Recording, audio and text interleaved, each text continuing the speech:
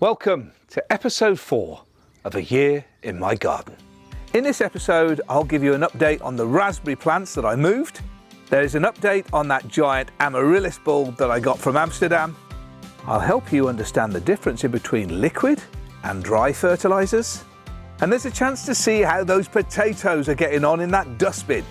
I'll also be profiling a beautiful herbaceous plant for your garden. There are 2 plants that I also want to show you that will give fast and spectacular results and give your border a real buzz. First up, raspberries. Well, there you have it. They're in their position.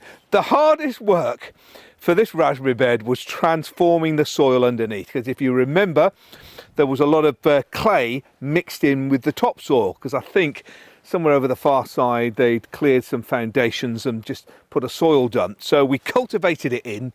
Lots of farmyard manure from bags from the local farmer has gone into it. I've got more than my fair share of compost bins over there, so I emptied a couple of those, put them in. We had bags of leaf mould, that's gone in as well. Lots of fertiliser over the top, dug it all in, helping the structure and helping the soil health generally. And then moved the raspberries from that bed into this bed, and then went out and bought a few more. So all of them are in line there ready. Now I have put some weed block fabric down the centre here and either side just to suppress the weeds and also to stop them competing with the raspberries for water. And that's why I've covered over the top with plenty of bark chip. Now this bit here was recycled from a new fence and gate we put over the far side. So we put the upright posts and used them in position. Many people just use wires, but because I had this here, I just thought that recycles that piece, and it's perfect to tying the stems to as they grow. And of course they're lined out like this because the sun rises there, sets over there. So this is north to south, so they don't shade each other because they like the sun. They also like it neutral to semi-ericaceous. So what I've done is I've put some sulphate of iron down at the same time. They're all ready to grow. If you haven't got a big space like this, don't worry. You can always put some of these canes at the back of a border against a fence with some wires. Or you can buy some of the autumn flowering raspberries. It says autumn, it's really late summer. And you can grow some dwarf varieties which are perfect for containers on your patio. There is an array of plant fertilisers, sometimes referred to as plant food. Let me break down what the main difference is and how they work. Ever looked at your neighbour's plants, seeing them all beautiful and in flower, yet yours are looking a little bit sorry for themselves? The secret with plants and getting more flower, getting more foliage and getting healthier plants is to feed. We feed ourselves, we feed our pets. We've got to feed our plants as well, and that way it produces more flower that lasts longer, and you'll get successional flowering as well. There's a couple of ways of doing it. You've got to think of yourself. If you have a meal, maybe you go to the same restaurant for about 3 or 4 weeks, and that gives you nourishment. Or if you go and have a few smoothie drinks, and that is really the difference in classification. The smoothie drinks are the liquid feed, where you mix either a concentrated soluble or a powder into the watering can. And just like us having a smoothie, the plants will perk up almost instantly from the liquid fertiliser that you put in, but it doesn't last long. Now, the other bit I was saying about going to a restaurant regularly throughout the week, well, that's almost like granular fertiliser is for plants, because you apply it into the soil. Takes a little longer to be digested and get ready to use, but it lasts in the soil a great deal longer. So, liquid fertiliser for a quick perk up for your plants, granular fertiliser for longer feeding. Now the secret with any fertiliser is to check the instructions on the back of the packet, but if you feed, your flowers could be 4 times in number and size, because feeding makes a dramatic difference. It does to us, does to your pets, should do the same for your plants as well. At the beginning of this series, I showed you a giant Amaryllis bulb I bought at the airport in the Netherlands. Let's check to see how it's getting on. Wow, the blooms on this plant were truly incredible. And I have to say were, as I didn't manage to film it myself with the Amaryllis, as I was gardening for a few days in a completely different area. But as you can see by the footage captured by my production team, it looked absolutely marvellous. It grew about 30 centimetres tall, and all I can do now is let the leaves grow, which help feed the bulb up for the next flowering time.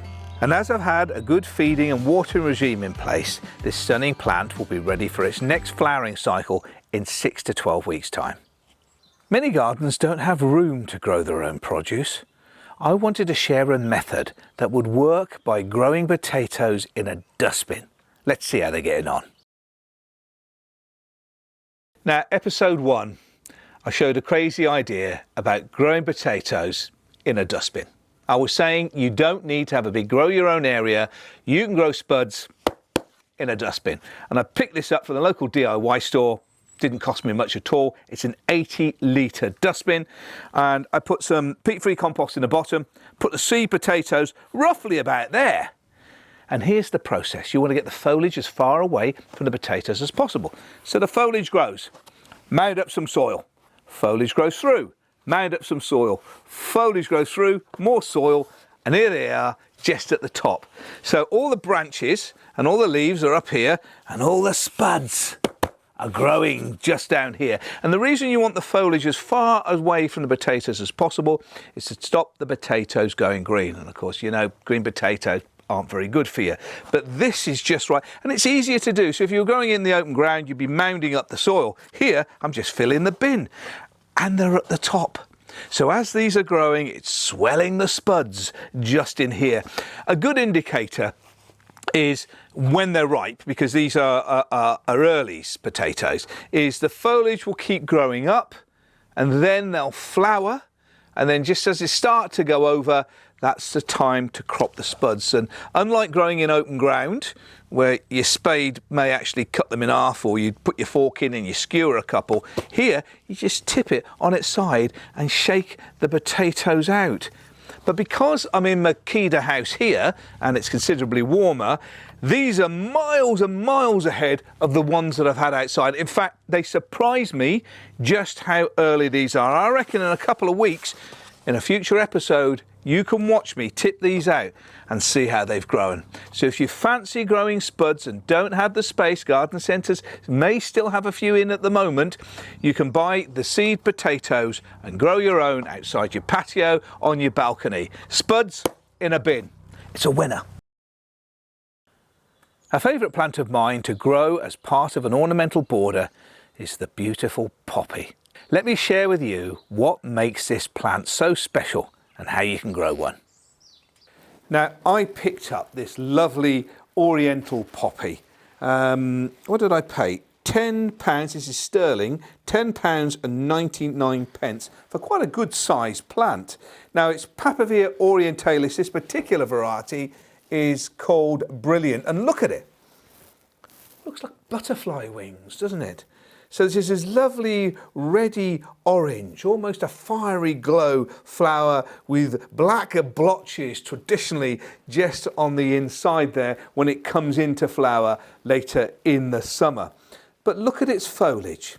It's an herbaceous perennial clump forming one. So it produces nice, tight, big plants that die down during the winter and then come back up again in spring. And that's how it gets its name, herbaceous perennial. But look at the serrated edges to the foliage. Loads of hairs all over the leaves themselves. Beautiful green colouring. And from that green colouring up will come the flowers, up high, set amongst the foliage as a backdrop, as a foil, to really make the colour of the poppies pop out in the borders.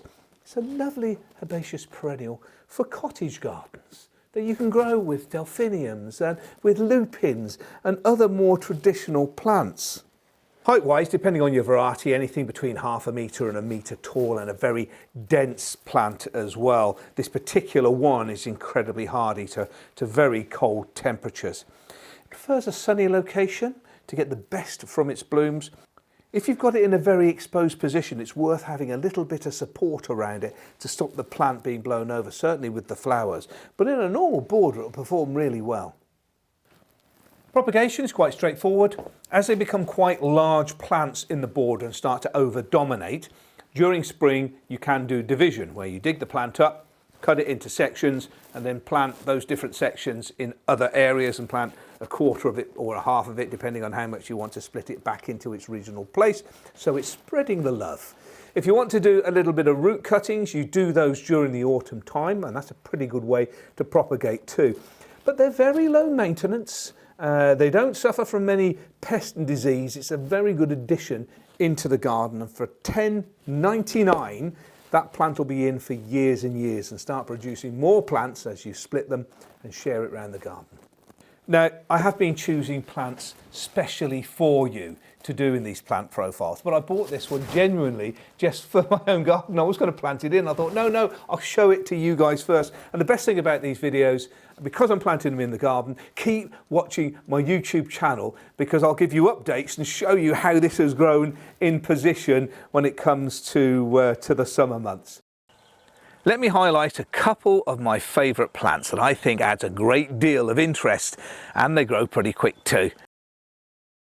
So here are two of my favourite annual plants that give a lot of bang for the buck, and I saw them in the garden centre. I was giving a talk at a garden centre up in Yorkshire at the weekend, and I couldn't resist them. These are little salvias. Now, these were often used during the 70s and 80s in parks as bedding out, where you get big bedding areas all grown. And these, along with alyssum and ageratum, they were very big favourite plants for bedding out. And I haven't seen them for sale for quite some time, so I thought I'll plant them and I'll show you why I like them, because of their lovely fiery red flowers. And then for foliage, these are coleus. When I started in horticulture, we used to grow these from seeds when I was at college. And you'd be surprised how these little tiny plants get massive like this, and the vibrant colour of their foliage almost looks like lava. And it's red and it's dark and it's green on the outside. Not that lava's green on the outside, but you get the picture of these changing colours where there seems to be a depth right in the heart of the foliage. So I thought, what I'll do is I'll pot a couple of them up, and then in the next episode, the episode after, I'll show you just how much they actually perform. So no pressure, guys. I've got to go back to everybody over there. So if you don't, I've got to show the failures as well as the goodness. So I'm relying on you, and of course me, keeping them watery as we go. So I've just got two terracotta pots, peat-free compost. Squeeze the bottom of the pot like that, lightly hold the stem, and it comes up in one go. Div a little hole in the compost, some extra around the outside. I always find potting up incredibly therapeutic. Now, this is a plant that normally goes into borders, but will work just as well in pots. A lot of people multi-plant. I think that's quite a tradition here in the UK, where you plant up a container and you put a petunia, you put a geranium, then a fuchsia, then some lobelia, and they're always mixed. But you can monoplant, meaning you're choosing one particular variety and you're planting all of that in one. So I'm actually going to put 3 in here, give it a light squeeze till it teases out. Never pull, you might separate it from its roots. Div a little hole in there as well. So there's just 3 plants going in here, lightly bedded into there, and then give it a good water. There we have it. Next episode, we'll show you how they get on. When you see the flower, you'll appreciate exactly what I mean about the beauty of this one. Okay, let's do the same for our coleus here. Now, one of these plants will comfortably fill this pot. I'm putting 3 in because I want a quicker filling, should I say.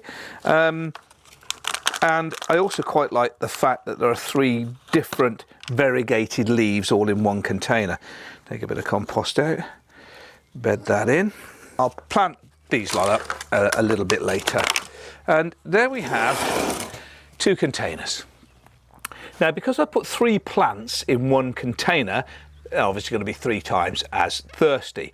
So it's always key to make sure you've got them in an area where they're getting regular water as they're sending out roots and get established. And likewise, when you are planting, make sure that you also give a little liquid feed as well. It's ever so easy to do. You can just dilute a little bit of the liquid feed into your watering can and water them in. And I kid you not, these here will grow to about this sort of size. This one here will grow to this sort of size. So stick with it. Look in your garden centre for Coleus mixed or Salvia red. And why don't you grow them in your garden at the same time as I'm growing them in mine, and then you can compare them as the episodes go on. Until next time, thanks for watching. If you like this video, please give it the thumbs up and subscribe to my channel for more great content like this. And also, if you turn on your notifications, you'll never miss a video from me.